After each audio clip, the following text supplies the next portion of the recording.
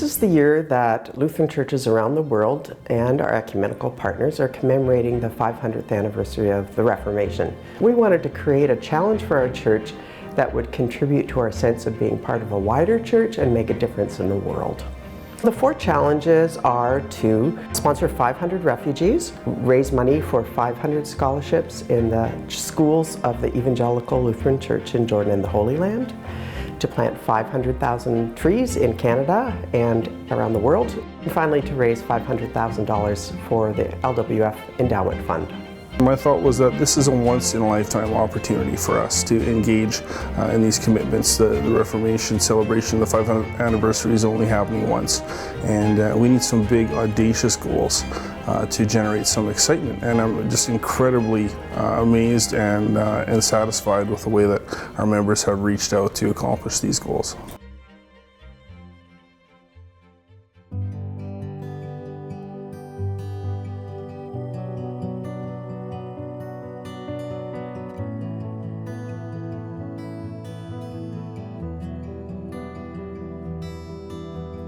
The Reformation in itself is something that we talk about all the time as Lutherans.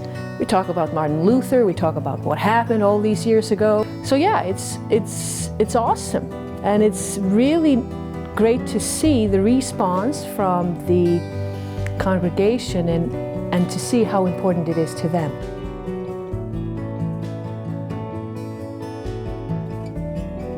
About a year and a half ago probably, there was some interest within the congregation, so I held a congregational meeting to just see how many people were actually interested, and mostly sparked from just the pouring of refugees out of Syria and feeling like we needed to do something. We are able to do something and we wanted to.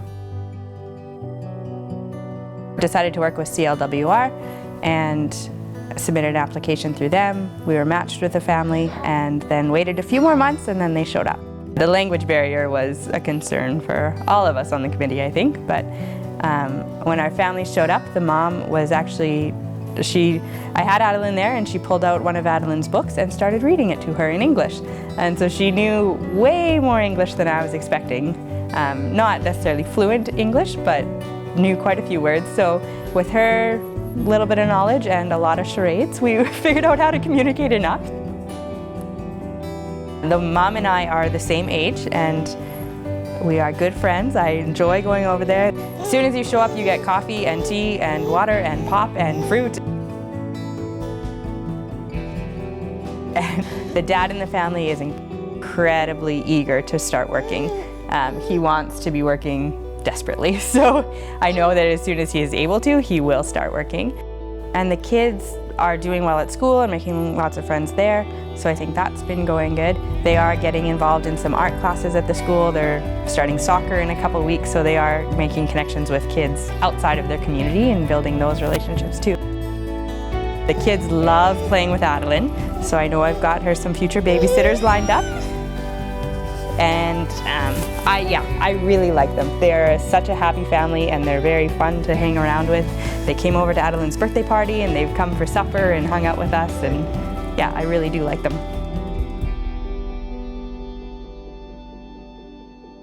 The scriptures say so many times to love your neighbor and to look after the poor and the widowed and the orphans, and that was as soon as kind of the news broke out about this Syrian crisis and all the refugees fleeing. We just said we have to do something. We need to love these people, and they're a different faith than us, they're a different culture than us, but we need to do something. And I think that comes from the heart of God and wanting to help other people no matter who they are, but wanting to care for them and love them and clothe them and feed them and house them. So yeah, I think that is definitely an outward expression of our faith.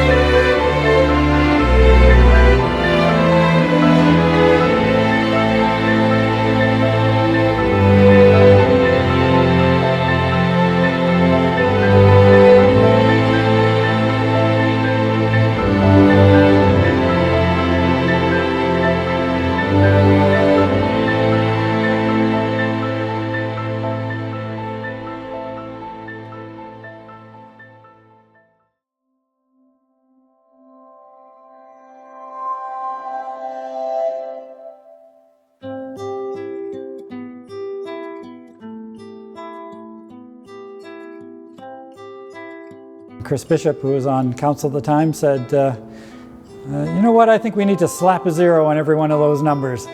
And everybody went, yeah, what if we did that? And we realized we're not going to make the numbers. Like, we knew it was going to be unachievable in the time we had to actually get the numbers, but we thought, let's go for a big, audacious, crazy, silly goal. We are Lutheran, and it's more of the Reformation does define who we are, because that was the starting point. It's Martin Luther, of all things, and so it's our history, and I think that's where it really comes down to it. I really like our church for the fact that we are so open to causes, and this time it really hits home. It's historical to us, so it's easy. Everybody said yes, of course. We're not really a congregation that kind of digs holes and plants trees. We're more the kind of congregation that will raise money, let our people know, and our people are very generous. I'm the treasurer. We had received for us a substantial bequest from one of our members who passed away, and we talked about it in our council meeting, and basically we decided that a great way to honor the life of this person would be to donate a substantial portion of it to the Reformation Challenge. The theme is so good. Liberation through God's grace is such an outstanding theme. I love that theme. Sandra Kaufman, she creates these wonderful things, the poster in there and a banner that she totally created from her mind. Like, she didn't go on, and copy some icon or some logo, and I think it's wonderful. It's very much her own creation, and I love the way it highlights all 4 areas. It's very good. You can belong to different organizations. If you want to be a part of something, the best thing to be a part of is the church. And I thought, instead of just coming to church, I'm going to be a part of the church, and by being involved in something big like decorating, I can be a part of the church, and that to me is liberation.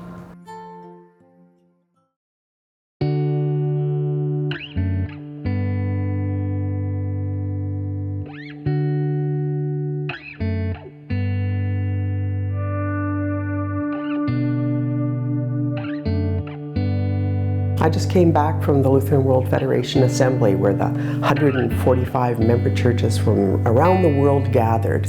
And it's amazing to sit there with delegates operating in the 4 official languages, but knowing their home tongues, their mother tongues, are many, many, many more than that. To talk about what are things like in your church? What are the things that we have in common?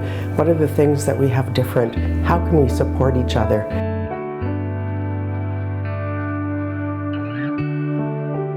When you meet people face to face and learn about their experience, well, it sort of comforts us in the midst of the challenges we have, and it gives us comfort also to know that we have way more resources than we think we have. I've been working hard to try and convince our church that we're not small, we're medium-sized compared to other churches in the Lutheran World Federation, and indeed in Canada as well. We have more resources than we think we have. And I think this challenge generally has helped us realize that, because we've amazed ourselves with what we've been able to do.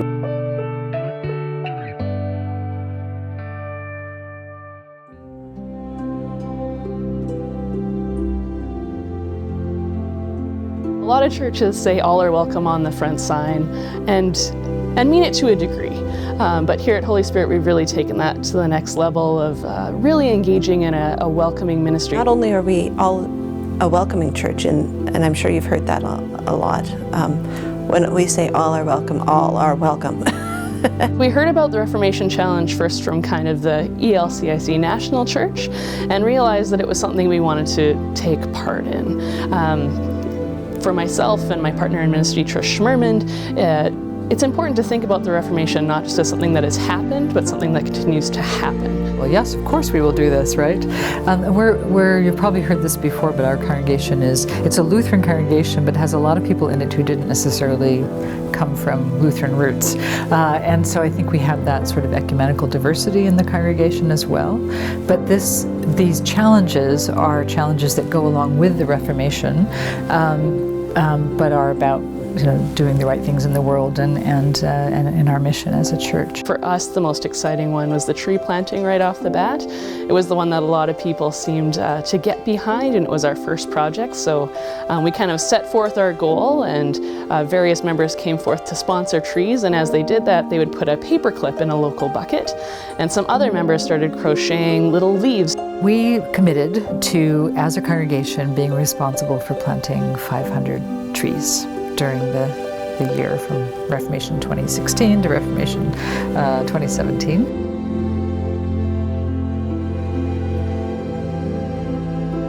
I know it's a reach because it's, I think, $1,400 per scholarship. But we're thinking if we can do some special Sundays or even a Looney drive, Loonies for Learning or something catchy like that, then we can at least start. And if we don't make 1,400, well, we don't make 1,400, but at least we'd have started. As a Christian community, we can't not respond to innocent sufferings. And so we held a meeting, and I think the first night, 25 people showed up. That I've been part of this church for a long time, and I've never seen that level of interest before. So I think God was speaking to us and saying, hey, my people are hurting and you need to do something about it. Sometimes we're called to our own adventures and the ways God's calling us for our individual communities, but there's times when we're called to kind of a larger work together. And this seemed kind of like an easy no-brainer to engage in that ministry that so many other congregations are engaged with across Canada. And we'd also share in that common experience, whether it's through planting trees or raising funds for a scholarship or helping local refugee families. For me, this is a hugely emotional issue. If we ignore the humanity in someone else, how can you choose who is God's child? How do you have the right to choose that? Jesus said not, and I misquote, so please put somebody else's voice in here, Jew, nor Greek, nor slave, nor free. We are called to serve everybody. There's this artificial barrier we put between human beings is wrong. Go ahead, take the challenge.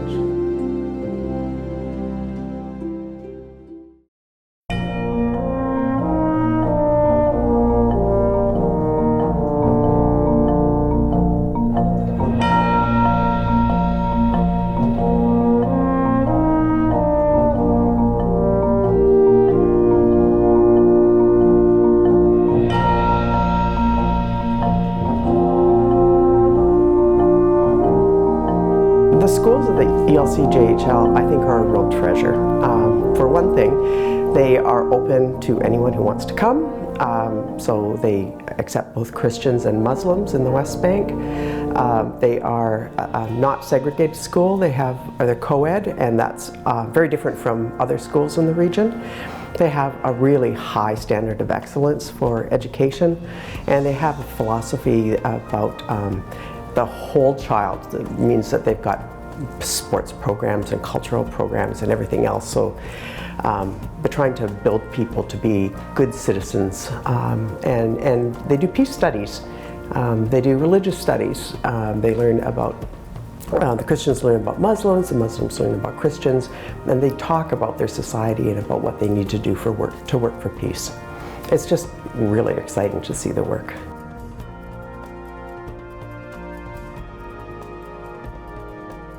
I think it's an amazing opportunity for us as Canadians to impact the lives of someone who is living in the Holy Land, a young student, and afford them an opportunity for education that they would not otherwise have.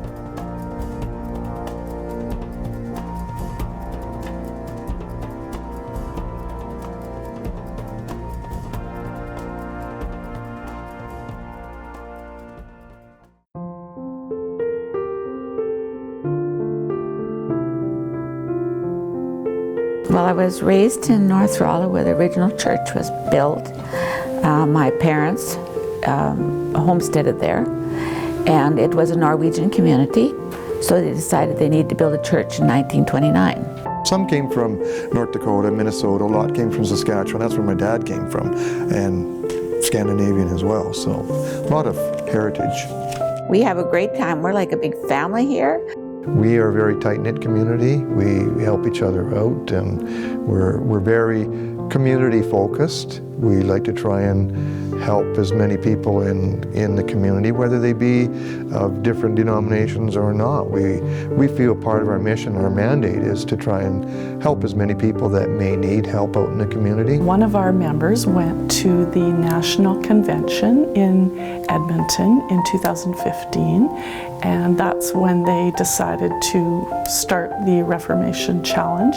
So she came back and reported to our congregation and was so excited about it. Our BC Synod has been so good to us, and our church as a whole, and we wanted to help. I think one of the most interesting ones was the planting of new trees. Worldwide, I think there's a major inherent need for new trees. Trees provide an immense benefit to not only to the environment, but to the economy as well. There's many benefits from planting new trees. And the program nationally, I think, had a goal of planting 500,000 new trees in 2015 and 2016. And there is a plan in place in Palestine and Ethiopia to plant olive trees. And they have student participation in that, which I think is a very good idea. As far as the scholarships, we did have 2 fundraising dinners, and one of them we raised $1,447.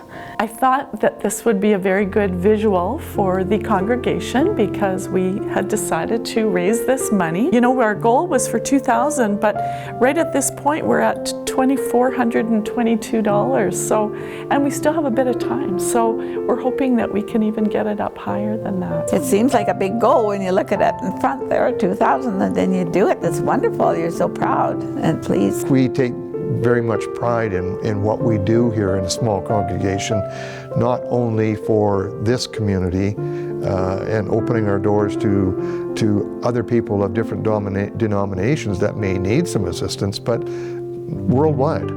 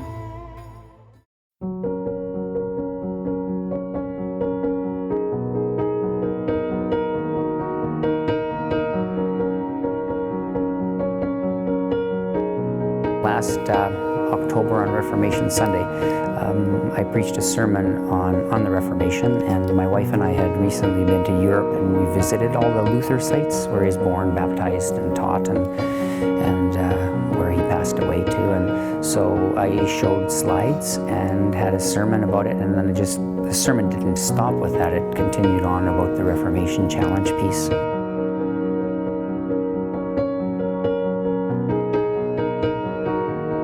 I learned some years ago that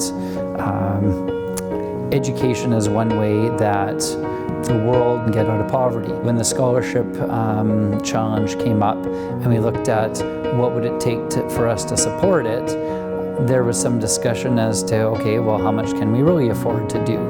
And I just presented to the council that, you know what, why can't we do them all?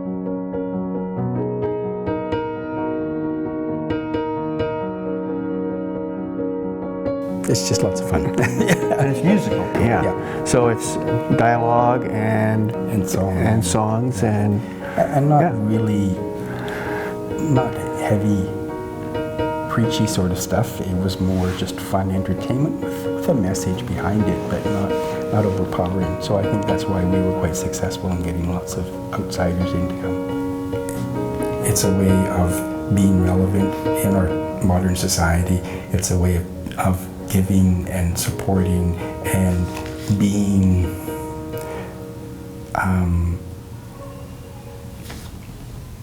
good people. A way of believing in God.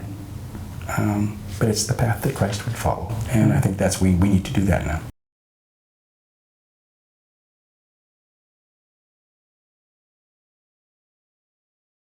I think it was sometime in October or like early October, and we were at a Tim Hortons, and then they were talking, like my parents were talking about Alan Kurdi and what had happened to him, and I was curious, so I wanted to find out what they were talking about.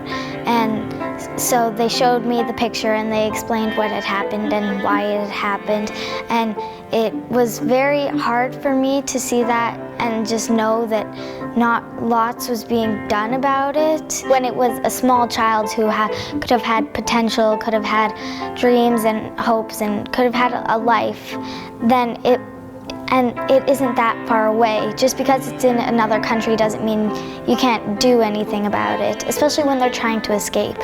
I wanted to do something to help, and at first I just thought that I could just talk to people and just kind of spread it that way, but I forget who had the idea, but someone in my family, it might have been me, it might have been my mom or something, someone had an idea to do like a video and like either show it to just like friends and family and just tell them to send it out to people or put it on like YouTube. So that's kind of how I got the idea, and then we did more research and stuff after that. We saved up all the money, and it actually happened a lot quicker than I thought it would happen. People really wanted to like bring them here, and we talked about it, and we got a family. I'm not sure if they're coming in like next year or in a few months or something, but once they get here, we've got furniture and people, like we're all pitching in to help make their home and to give them a little bit of a fresh start, but also a Kickstarter in a way. I'm just imagining it would be hard to really explore, like find new people to talk to and explore your potential and what you want to become in life if you're just stuck in a refugee camp your entire life because of the situation you were born in. These people aren't asking for a lot. These people are just trying to give their kids or themselves or their families a new start to be safe. I don't think they're asking for a big house and lots of furniture and a really good paying job. They're just trying to escape, and they're just trying to get their family safe.